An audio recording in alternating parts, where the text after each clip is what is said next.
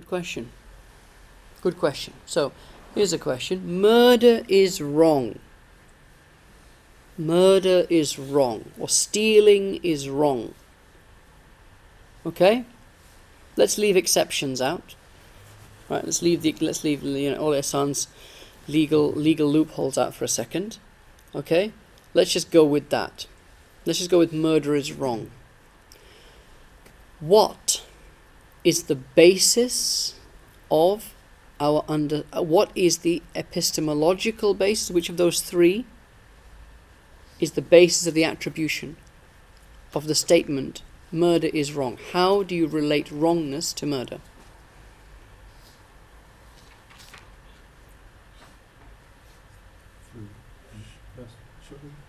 It might be rational because it's based on the premise that you don't do to somebody what you wouldn't want to be done to yourself. Okay. So you don't murder somebody, you don't steal from somebody. So example one. You don't harm somebody because you don't want it to be done to you. Right, so position A, it is on the basis of a rational attribution. What are you talking about here, by the way? Who stated this argument most clearly? Socrates? Nope. I don't think so anyway. Anyone else? This is Kant. No, forget the golden rule. This is Kant. Immanuel Kant, the great German romantic philosopher, right, stated what he called the categorical imperative. This was in the 18th century, I think. Categorical imperative, which was basically a restatement of the golden rule: do unto others as you would have them do unto you. But he stated it in a very, in very strong logical terms. So let's take the example of stealing. So what Immanuel Kant said is that any action which, if universalized, if it was everyone did it, okay, it would necessitate the non-existence of the action itself. Bear with me. Kant stated it in a very complex way, and I'm not stating it very elegantly. But any action that, if universalized, would necessitate the non-existence of that action is a contradiction in terms. And what does he mean? What is stealing? What is stealing? Depriving someone of their property. Taking the property of another without the permission. Okay?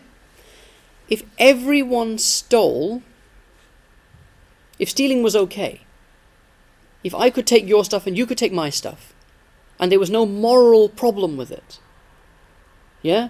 So one of you could walk off with Ihsan's computer and Ihsan wouldn't have a problem with that, right? But because Ihsan could walk off with your handbag, right? Huh? You don't know what's in the handbag, right? You don't see what I see. No. If one of you could do that, if anyone could do that, what would it mean about the concept of property? What is your property?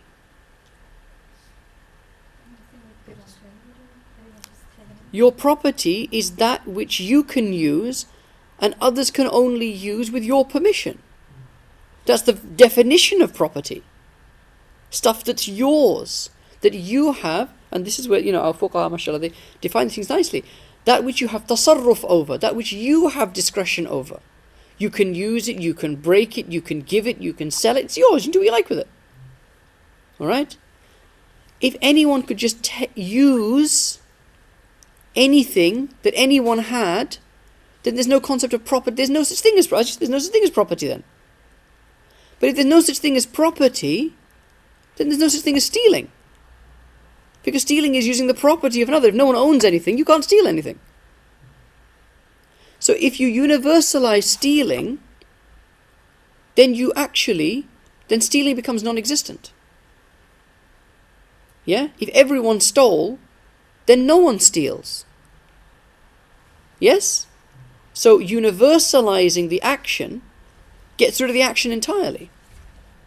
If everyone does it, no one does it. Does that make sense? Everyone get that?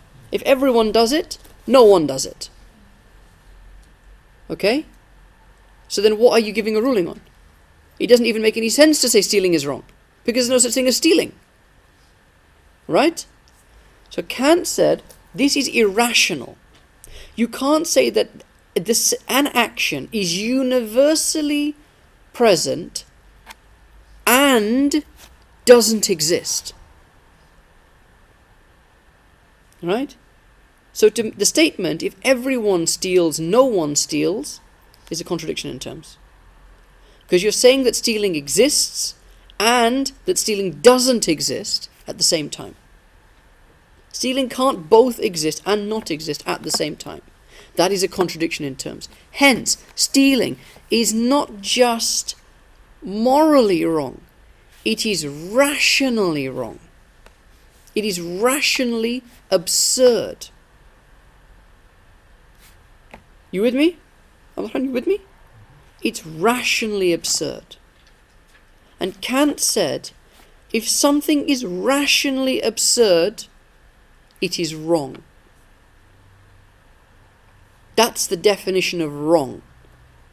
Something that is rash, that offends reason, that leads to a logical contradiction.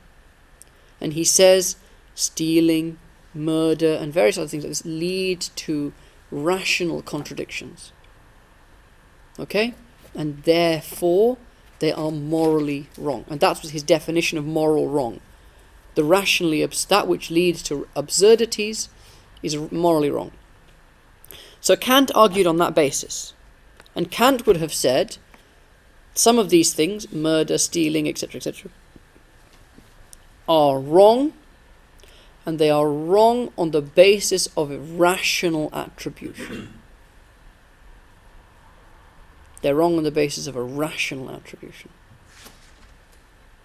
Okay? So, what was my initial statement to you? Murder is wrong.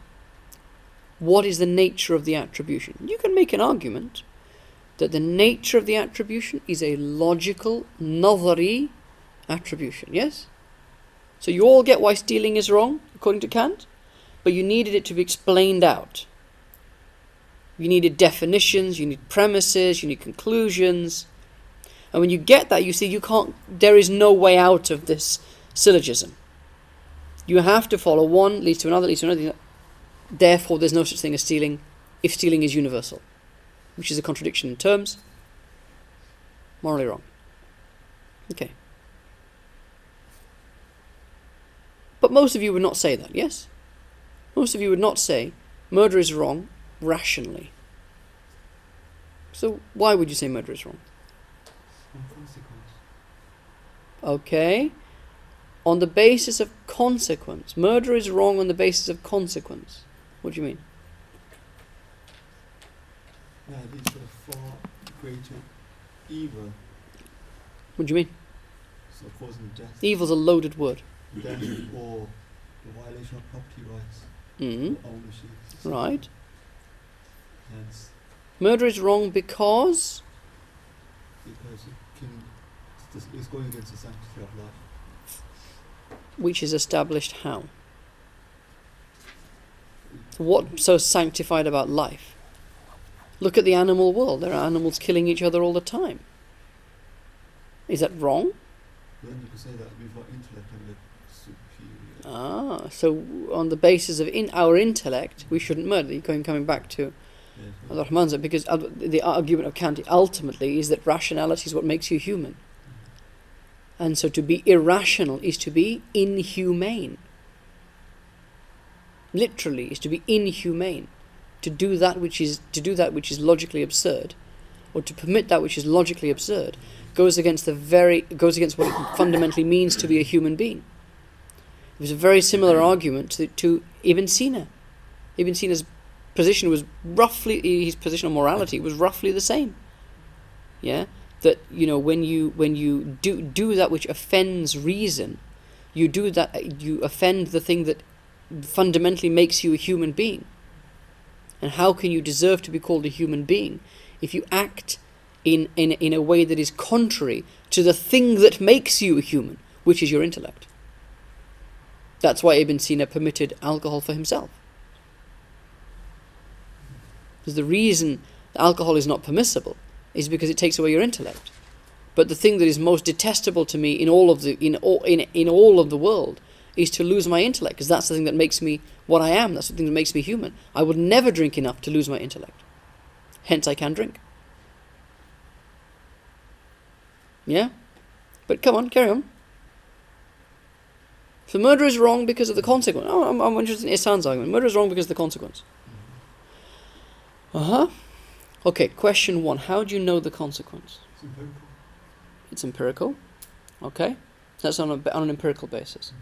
But then you also said something else. You said murder is wrong because it offends it is contrary to a greater principle. That principle is the sanctity of life. And I asked you, what makes life so sacred?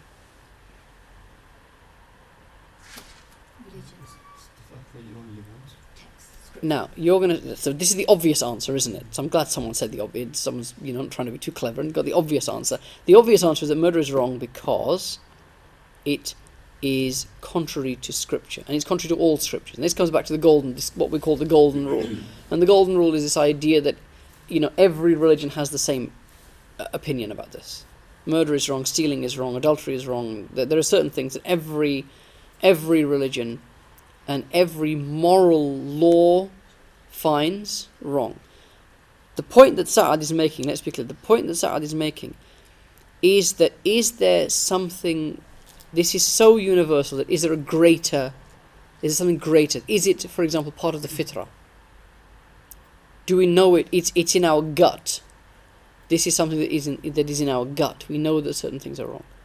Is it part of the fitrah? Is it part of what essentially makes us human beings, that we know certain things are not right? Because it's not only whether you know something's wrong, or it's using those complicated terms, because something can be wrong, but you don't, but you know it through revelation. Something can be wrong, and you know it through a reason. So the question of the wrongness of an action is separate from your knowledge of that. Mm-hmm. So because obviously, the reason I asked that, because I know that the traditional Ash'ari position is that things are wrong because Allah subhanahu wa ta'ala commanded it this way or that way. Mm-hmm. But that wasn't universal. No. So if you ascribe to that, then it fits very neatly into the Shari. The Ash'ari position is very clear. The Ash'ari position is things are right and wrong on the basis of because of a hukum shari. Full stop. Because of a hukum shari. So the basis of the attribution of any ethical conundrum or any ethical statement of rightness and wrongness, the basis of the attribution is a shari attribution. It is khitabullahi al-muta'alliq bi af'ali al-mukallafin. Right? End of story. Full stop. What was the Mu'tazili position?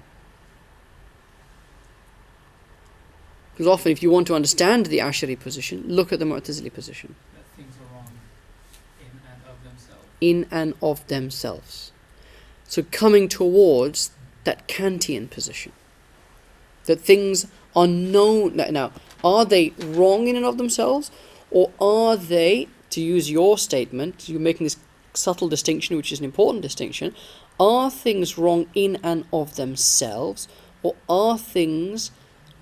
Can things be known to be wrong on the basis of the intellect? Now the Mu'tazili position, Kant's position, is certain things are wrong in and of themselves, whether people know it or not. Whether people understand it or not. Alright? They are inherently wrong because they lead to logical absurdities. Right? That's not what the Mu'tazilis were saying. What the Mu'tazili said is that things can be known to be wrong even without a revelation. If there was no revelation, you would still know that something is wrong. But then why was God obliged to do good? Well, how does they relate? Because if things are because essentially what they're saying is things are right and wrong by God's command. Yeah. But we can know of that. Who? Right? Yeah.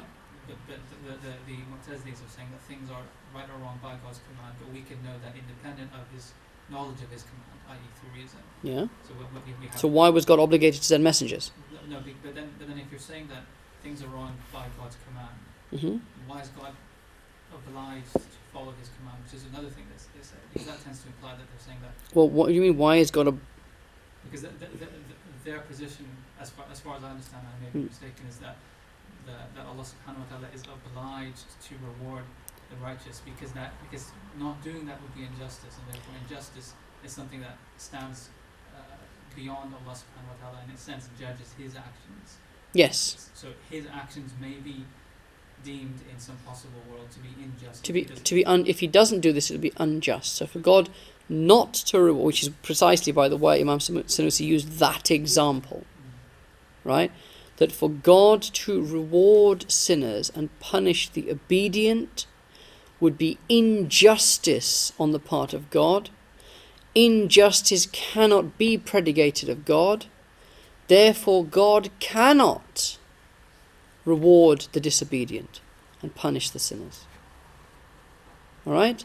Therefore, God is obliged to reward good with good. He is, as Sa'ad said very nicely, it's like there is a standard outside of a standard to which an external standard to which God is held, and that is the standard of justice, an abstract concept of justice that God that is external to God, that God is obliged to follow.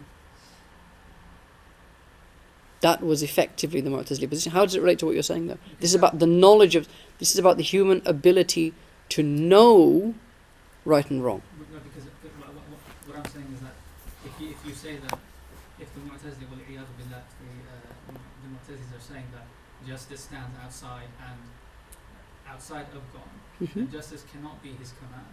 I.e., His command cannot be the thing that determines the thing's morality, and therefore the position is more accurately not to say that things are wrong by Allah, but we know them by reason as well as revelation. But their position is actually that things are wrong because they're wrong. Yeah, fair enough. Yes, I understand what you're saying. The things are wrong in others. I mean, I'm not sure. That would have to be looked into. Is it a logical? Is it a necessary conclusion or a necessary corollary of the Mu'tazili position that things are wrong in and of themselves? Yeah? Fair play. It can be argued, it doesn't have to be argued. It can be argued that God has determined the right and the wrong, and thereafter is held to that in terms of the consequences of doing the right and the wrong. Yeah? But so the Mu'tazili position is that things can be right or wrong on the basis of you can know what is right and what is wrong on the basis of intellect. Okay? Go on. My point would be is that if you look at atheists who don't believe in the moral code as such or an overall moral code, a lot of them would still say murder is wrong. Now, why would they?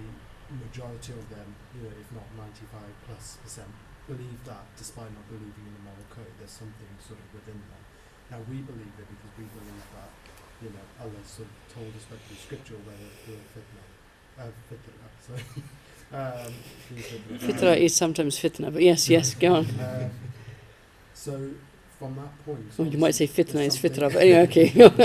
There's something, obviously there, which is sort of seems to be sort of within us. Then at the same point, what our definition of being human is. For people who do that action, takes them further away from that definition of being human. Right, now, so this is where and I think this is coming back to the point that was initially made, that there seems to be something more to this. It is so universal. These beliefs are so universal that to simply put them down to a prophet saying these things are wrong, and that information simply being passed into the collective understanding of humanity, seems to be a pretty large logical step. It seems that there is a fitri understanding, an innate understanding that is not arrived at on the basis of simply intellect or on the basis of simple instruction to that effect, and certainly not on the basis of experience, because how many of you have had experience of murder? All right? and yet we can still make certain moral judgment. We can make more, and this is specifically about morality, not about anything else, about morality, right? Now the argument here is this is almost like a rational attribution, but it's not a rational attribution. It's a bit kind of deeper than a rational, like a sub-rational attribution. Yeah, something you know in your bones that's wrong. Yeah, an attribution on the basis of conscience, an attribution on the and what is that thing? So now here's a question: if you took, okay, this is the Lord of the Flies question, right? It's the, you guys know what Lord of the Flies? So a group of kids stranded on a desert island, effectively. Okay, and what happens to them when they're stranded? They have to form their own community. What happens to them? And it's a pretty pessimistic story, flipping heck, right? And what it is about ultimately is the savage nature. You know, the very thin veneer of civilization, underneath which there is a savage animal waiting to emerge. And when you strip away the veneer of civilization, the veneer of social norms, etiquettes, etc., what happens? Okay, now are certain things universally known because one?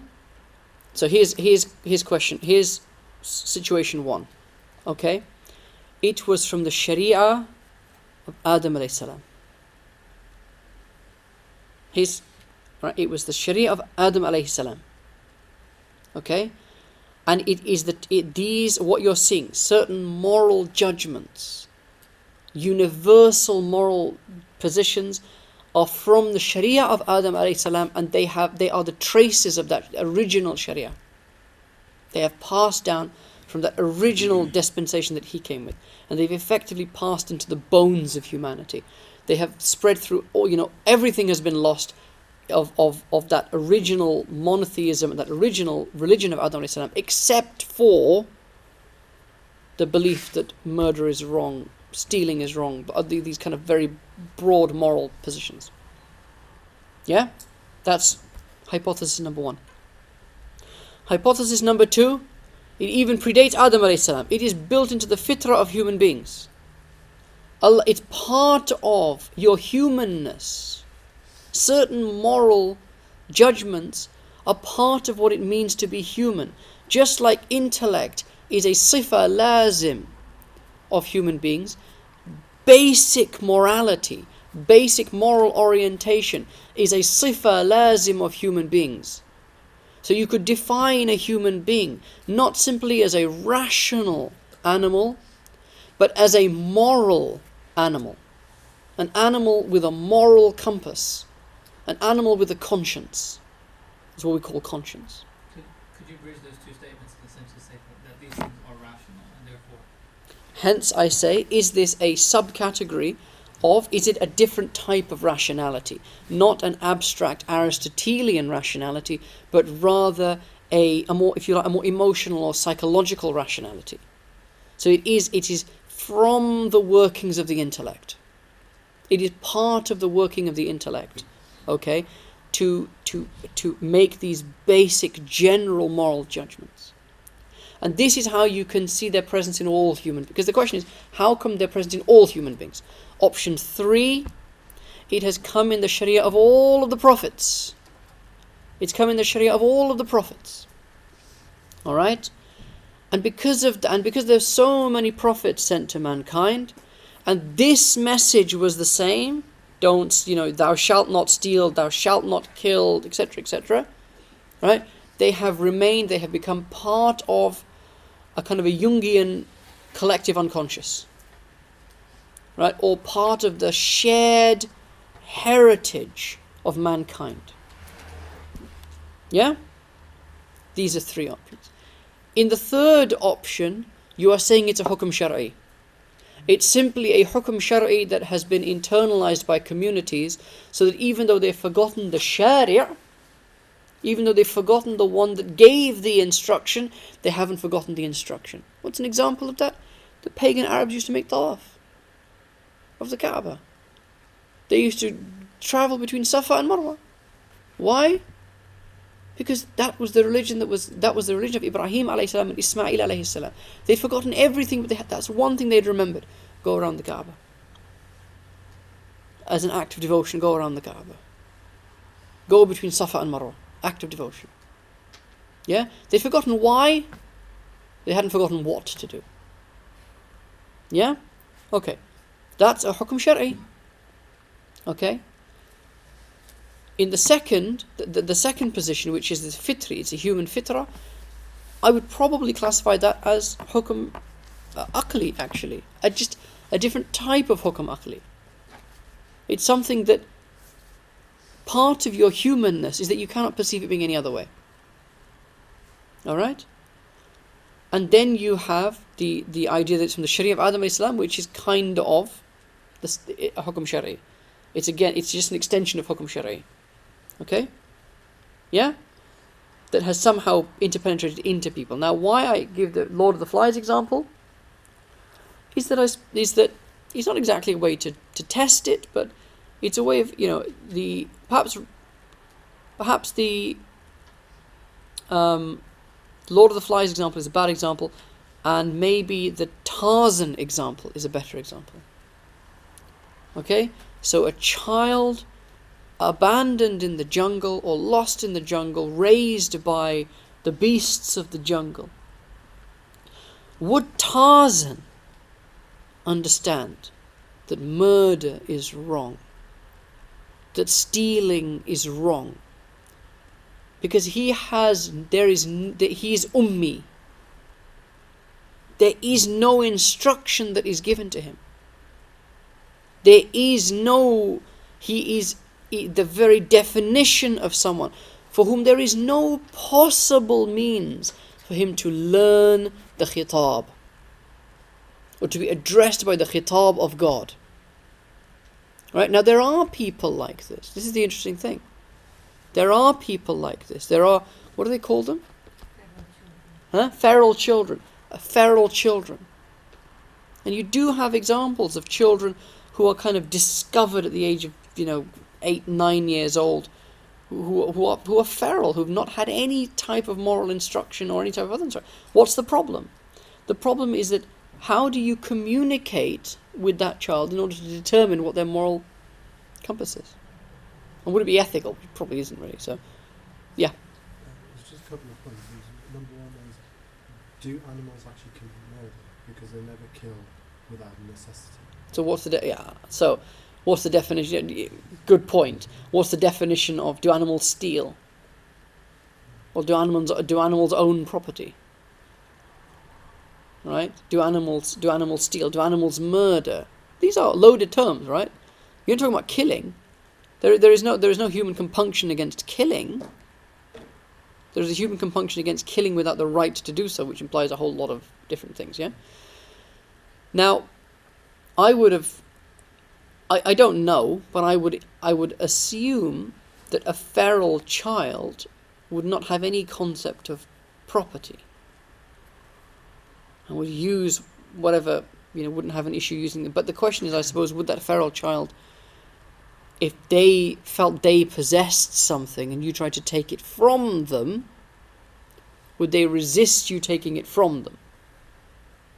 It's not necessarily that every single thing be present, but that they hold some things that are in concord Right. with what we hold. Yes. So is there then are we saying that actually the basis of this morality, again it's kind of like the fitrah example, the basis of this basic morality that human beings seem to have is actually on the basis of the nafs. So there's a feral child. That feral child has something. You take it from them, they resist. Why are they resisting? If they have no concept of property, why are they resisting? So that feral child may not agree with the statement that for you, Tarzan, to take something from me is wrong. He'll say, no, it isn't. But he probably would agree with the statement that for me to take something from you, Tarzan, is wrong. Yeah? So it's a one way. Right? You might like to take somebody else's property and use it, but you wouldn't like someone to take your property and use it. So you might say there's nothing wrong with stealing as long as I do it. The problem is with being stolen from. All right? Now what's that on the basis of? What's that on the basis of? Huh? Not yet. Why would I agree with the proposition that for you to steal from me is wrong? Because of your experiences of being stolen. I've never been stolen from anything. Nothing's ever been stolen from me ever in my life. I'm a feral child. What, are animals going to steal something from me? No. It's nerves. It's your greed. It's your acquisitive instinct. Your instinct is, this is a benefit to me, I want it. This is a benefit to me, I don't want to lose it. I don't want it to be taken away from me. What's that on the back? That's greed. That's your acquisitive drive. Alright? So on the basis of now we're getting into, I suppose you might call evolutionary psychology. Right? The evolutionary psychology, which from our perspective is a nafs-based moral psychology. Right? I would not want you to harm me. Why not? Because of my fundamental drive to avoid that which is harmful to me. So I would consider you harming me is something I do not want to happen. Right? Hence I would avoid it and I would resist your attempts to do so. Okay? This is, what am I saying? Would I understand it as morally wrong, inverted commas?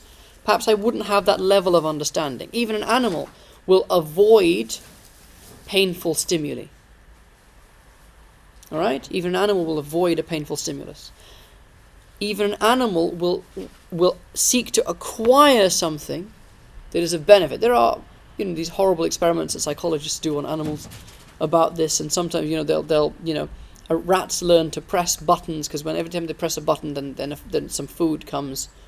All right, and every time they press another, they can do experiments where they press a button. Very interesting.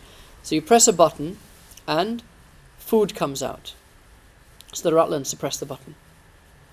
You press a button, you get an electric shock. The rat learns not to press the button.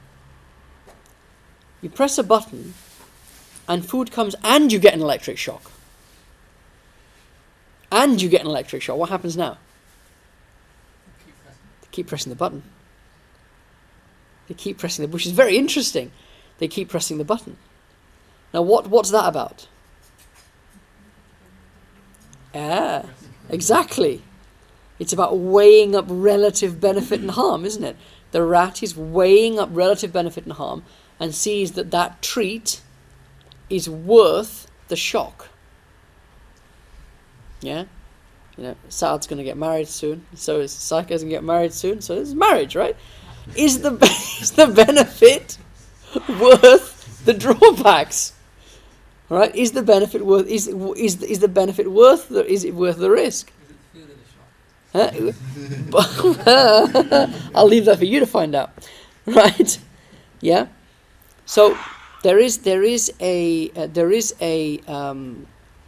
weighing up that occurs. But the point is, how do you go from this to morality? So how do I go from you to take from me what I consider to be mine, what is a benefit to me, for you to take from me is wrong, to saying from me to take from you is wrong, for anyone to take from anyone else is wrong. You're universalizing. This is universalizing. And there's a good argument that can be made that rationality is the ability to universalize an abstract conclusion from a concrete particular. So I feel bad there is something, that thing has got its, that material possession has got its claws in me. When you pull it away from me, I feel pain. Right? That's not a nice feeling, and therefore no one should do it to anyone. The no one should do it to anyone, and you see this in child development especially. When a child goes from, wow, he took my toy, to, no one should take anyone's toy. Alright? And that is a very specific stage in the moral development of the human being. Right? And it is more or less a universal human stage. It happens to all human beings. Hence the notion that the human being is not merely an intellectual or rational being, but is also a moral being. By definition, a human being is a moral animal. Why? Because of their intellect. Because of the ability to universalize an abstract conclusion on the basis of particular instances. Fair? So would you say that this ability is related somehow to the fitrah? Is it something fitrah? Because I'm getting confused now. The concept of fitrah. What is the fitrah? That's the point, isn't it? Actually, what is the fitrah? What do we mean? If you ask, for example, this example of Tarzan, that this is a person that was brought up somewhere away from people, and now he makes moral judgments. Why wouldn't he act on the basis of fitrah? Why would it be always? Why should it be nafsi reaction? For example, somebody wants to take something from him. But why is the nafs not part of the fitrah? Why is the nafs not part of? Is the nafs not part of the fitrah? The nafs is part of what makes you you, isn't it? The understanding about nafs is always that something. Nafs is bad. Something that incites you to evil, and the fitrah now you see that's the point, isn't it? incites you to good. Is that the nafs incites you to bad? So what's the nafs al-mutma'inna? The purified nafs. Nafs al-amara bis-su, right? The nafs that incites to evil. But then you've got a nafs al-lawama, a nafs that struggles with itself. And then you've got a nafs al-mutma'inna, which is a nafs that is at peace with itself. But it's nafs. It's all nafs. Nafs by and of itself does not have a moral weight. Your nafs is simply part of what makes you you. Your nafs can lead you to evil, but your nafs can also lead you to good. Let me give you an example. Why would your nafs incite you to evil, to su? Because of your selfish interests. Because of your selfish interests. Why would your nafs incite you to khair? Because of selfish interests. It can be, but it can be also fear of God. What's fear of God? What is taqwa? What's the definition of taqwa?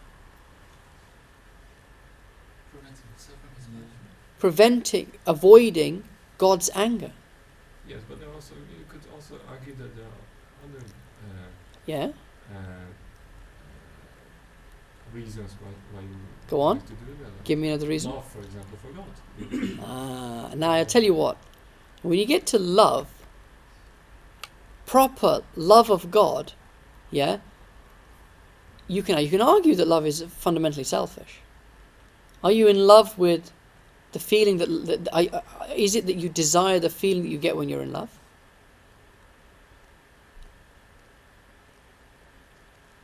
Are you addicted to the joy that you experience in the presence of one that you love, which is still selfish? Yes, but when you listen or you read books of Tasawwuf and you hear about the love that Sufis talk about, you don't feel that it is selfish. Don't feel it's selfish, right? Why not? Who asked me this question recently? Someone asked me this question recently. Definitely wasn't here. Someone asked me this. Oh no, it was someone. from South Africa asked me this question. I said, look, have you ever been so wrapped up in something that you've just like forgotten that you're even there?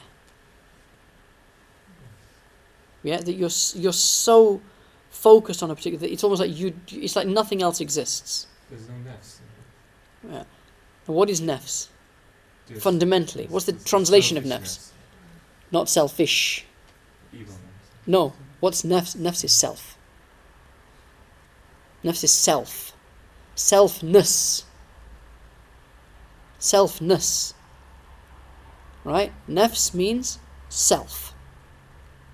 Okay? The focus on the self can be selfish. That you put your self ahead of another self. Right? That's what selfishness is. Yeah, you put that which makes that which is good for your self, for you, above that which is good for others. Okay? Alright? The love that the Sufis talk about is a love that comes from losing the self. Now you can't lose yourself. It's impossible to lose yourself. Okay? But you can forget about yourself. You can forget about yourself. And this idea, what the Sufis talk about, killing the nafs. When they talk about, abnegating the nafs, what they're actually talking about is to become so focused on God that you forget that there's a you. You forget there's a you, and where we would experience this is, I don't know if any of you have ever experienced this, but you've been so. I'll give you an example. You're so wrapped up in something you forget to eat. This is a simple example, right? You're doing. This is how Imam Muhammad ibn Hasan al-Shaybani passed away. You know that, right? That he was so wrapped up in his books that he had a pile of dates there, and he was just doing that, and he was just that. And he just forgot he was eating. He just forgot, because it just became a thing he was doing. As he was reading, and he was just... and he died. That's how he died. Because he forgot he was eating. And he forgot about his nafs. He was so wrapped up in what he was doing, he forgot about his nafs. Yeah? Simple, you're talking to someone on the phone, alright? And you absent-mindedly step into the road. You're not even aware of the traffic. You're just so focused on that conversation or on the music you're listening to, whatever it is, you forget about everything else. Now this is a simple example of forgetting about an aspect of yourself. Okay? When you're in love, people talk about when you're like have that full head over heels in love, you forget you're there. When you're with that person, it's like you're not there. Now the Sufi love of God is like that you're so that focus on God is so narrow. Yeah? It's such a laser focus that you even forget that you're there. So there is no nafs as such. You're still there. God knows you're there. You've simply forgotten that you're there. Alright? And that's why you're right, that the Sufi love of God is not a selfish love of God. It's a love of God that is so intense that you forget about your own self. Alright? And it's that state forever. It's that state forever. So effectively, it's like you don't exist. You've become the raindrop that's fallen into the ocean, or all those other Rumian things to say. Yeah? That makes sense. But coming back to the point, let's leave the Sufis to be Sufi, and come back to the point, right? And what's the point? Yeah, the point is that you have a self, and that self has been given a very particular, it's been constructed in a particular way. It's been constructed in such a way that you seek to acquire that which you find beneficial, and you seek to avoid that which you find detrimental. And you can very well argue that this is the basis. An evolutionary psychologist will argue that this is the basis of morality. Right? It is it is your animal instinct. It has evolved over time. Blah blah blah blah blah. We wouldn't argue much different to that. We would say, yes, it is part of your fitrah. The desire to seek to acquire good and to avoid harm, or to acquire benefit and to avoid harm, is part of what makes it. And it is your animal instinct. It is your animal instinct. Where humans transcend that, whether it happened at a point in time or it was, inverted commas, always like that, that's the only difference between the evolutionary psychologists and us, yeah? Is that the ability to universalize that and to set out a broad universal principle, yeah? And then that inductive leap, yeah? I don't like it when people take things from me. You don't like it when people take things from you. You don't like it when people take things from you. Therefore, no one likes it when their things are taken. Therefore, no one should take things from others. And in that sense, using that argument, that's argument 2 that I made, that it's part of your fitrah, using that argument, for those things, revelation is confirmatory, right? And simply adds the detail to it. But it's not something. So Allah is. This is. You can argue this case that what is the religion? It is fitratullahi fatara an-nasu alayha. It is the fitrah that God created, or if you want to put it another way, it is the divine fitrah. Right? It is the divine fitrah that God created human. That was part of, because the word that God created human beings on the basis of. Yeah? All right?